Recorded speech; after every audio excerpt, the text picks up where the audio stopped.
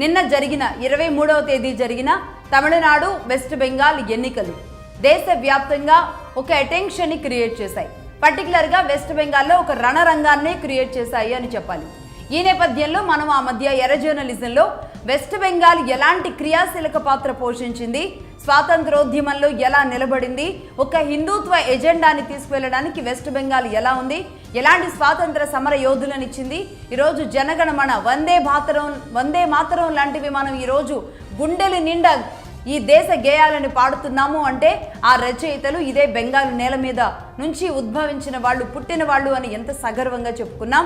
అదే బెంగాల్ నేల నిన్న జరిగిన పరిస్థితులు చూస్తే గనక నిజంగా ముక్కున వేలేసుకోవాల్సిందే. ఒక ఎన్నిక జరగాలి అంటే ఒక రాష్ట్రంలో ఇంత ఘోరమైన పరిస్థితులు ఉండాలా? ఒక ఎన్నిక ఈ యొక్క రణరంగాన్ని, ఒక రక్తపాతాన్ని క్రియేట్ చేస్తుందా? మనం ఎక్కడైనా అడవిలో ఉన్నామా, అసలు అనాగరికులుగా ఉన్నామా అంటే గనక ఎస్ అలాగే ఉన్నామని చెప్పడానికి ఒక ఎగ్జాంపుల్గా ఈరోజు వెస్ట్ బెంగాల్ని చెప్పొచ్చు. నిజంగా నిన్న జరిగిన పరిస్థితులు, పరిణామాలు అలాంటివే. ఇప్పటి వరకు మొన్న మధ్య కూడా వెస్ట్ బెంగాల్ విషయంలో నేను ఒక 6 అంశాలు చెప్పడం జరిగింది. ముఖ్యంగా దీదీ పెంచి పోషిస్తున్న రౌడీగిరి. తృణమూల్ కాంగ్రెస్ పార్టీ సంబంధించిన వాళ్ళు అయితే చాలు, వాళ్ళు ఎంత కరుడుగట్టిన నేరస్తులైనా సరే వాళ్ళని విడిపించడానికి కోర్టుల చుట్టూ, స్టేషన్ల చుట్టూ స్వయంగా తానే చెప్పులు వేసుకొని, చెప్పులు లేకుండా అయినా సరే తిరగగలిగిన ఏకైక సీఎం ఎవరైనా ఉన్నారు అంటే వెస్ట్ బెంగాల్లో మమతా బెనర్జీ మాత్రమే. ఒక మహిళా సీఎంగా ఆ స్థానంలో గొప్పగా కీర్తించాల్సిన చోట ఒక మహిళ గురించి ఇలా చెబుతున్నామంటే నిజంగా బాధేస్తుంది. ఇలాంటి ఎందుకంటే నిన్న జరిగిన పరిస్థితులు, తలలు బద్దలు కొట్టడం, నాటు బాంబులు వేయడం, కత్తులతో భయపెట్టడం, ఇలాంటి ఘోరమైన పరిస్థితులు జరిగాయి. అనేక చోట్ల తుపాకులు దొరికాయి, అనేక చోట్ల మారణాయుధాలు దొరికాయి. ఎంతమందిని బైండ్ ఓవర్ చేసినా సరే మరి ఎలా బయటకు వస్తారో, స్టేట్ పోలీసులు అసలు బైండ్ ఓవర్ చేశారో లేదో కూడా తెలియదు. వెస్ట్ బెంగాల్లో నిన్న జరిగిన పరిస్థితులు, పరిణామాలు అవి. నిజానికి పశ్చిమ బెంగాల్కి సంబంధించి 294 అసెంబ్లీ స్థానాలకు జరగబోయే ఎన్నికలు తొలి విడతగా 23వ తారీఖున 152 స్థానాలకు, అలాగే రెండో విడతగా 29వ తారీఖున 142 స్థానాలకు ఎన్నికలు జరుగుతాయన్నమాట. 2 విడతలుగా ఒక రకంగా మొదటిసారి తీసుకుంది ఈసారి చీఫ్ ఎలక్షన్ కమిషన్. దీన్ని కూడా పూర్తిగా వ్యతిరేకిస్తూ ఉంది. ఒకే దెబ్బకి అయిపోవాలని కూడా స్టేట్ గవర్నమెంట్ చాలా పట్టుబట్టిన పరిస్థితి అనమాట. కానీ ఈ విషయంలో ఒక రకంగా చీఫ్ ఎలక్షన్ కమిషన్ సక్సెస్ అయిందని చెప్పాలి.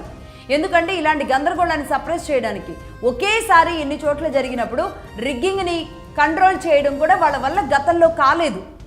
ఎందుకంటే అటు పక్కనే ఉన్న బంగ్లాదేశ్ నుంచి వచ్చిన వాళ్ళు ఓటు హక్కు ఉన్నా లేకపోయినా వాళ్ళు పోలింగ్ కేంద్రాల్లోకి వచ్చేస్తారు, సమయం చూస్తారు, ఓట్లు గుద్దేస్తారు, వెళ్ళిపోతారు. ఇంత ఘోరమైన ఎన్నిక దేశం మొత్తంలో ఏదైనా జరుగుతుంది అంటే అది వెస్ట్ బెంగాల్లో ఇంత ఘోరంగా ఉంటుంది. సో ఈ నేపథ్యంలో వెస్ట్ బెంగాల్లో ఉన్న పరిస్థితులు రైట్ అంటే మొత్తానికి బెంగాల్లో బీజేపీకే హెడ్జ్ బలంగా కనబడుతోంది. ఎందుకు అంటే వరుసబెట్టి దీదీ వ్యవహరిస్తున్న విధానం ఏదైతే ఉందో, వరుసబెట్టి గెలుస్తూ వస్తూ ఉన్న దీదీ ఏకంగా రౌడీయిజం, గుండాయిజం పెంచి, అలాగే ఆ రౌడీలు, ఆ అక్రమదారులు, ఆ గుండాలు కేసులు వెళితే వాళ్ళ కోర్టులకో లేకపోతే పోలీస్ స్టేషన్లకో చెప్పులు ఉన్నా లేకపోయినా అలాగే వడివడిగా నడుచుకుంటూ వాళ్ళ కోసం, రౌడీల కోసం వెళుతున్న ఒక ముఖ్యమంత్రి, ఒక మహిళా ముఖ్యమంత్రి పడుతున్న ఆ తపనను చూసిన ప్రజలు ఎట్టి పరిస్థితుల్లో ఈసారి దీదీని కుర్చీ దించాలని డిసైడ్ అయినట్టుగా తెలుస్తుంది. ఆ నేపథ్యంలోనే అక్కడ ఎప్పుడూ జరగనంతగా ఈసారి పోలింగ్ పర్సంటేజ్ కూడా పెరిగింది. నిజానికి ఒకవైపు బాంబుల దాడులు, నాటు బాంబులతో దాడి చేస్తూ ఉన్న పరిస్థితి, తుపాకులు దొరికాయి, మారణాయుధాలు దొరికాయి, అలాగే రౌడీయిజం చేయడానికి రౌడీలందరూ ఎంతమందిని బైండ్ ఓవర్ చేసినా మరి ఎవరెవరు ఎక్కడెక్కడ మళ్ళీ బయటకు వచ్చారో, స్టేట్ పోలీసులు మరి ఎందుకు అంత అలసత్వం వహించారో తెలీదు.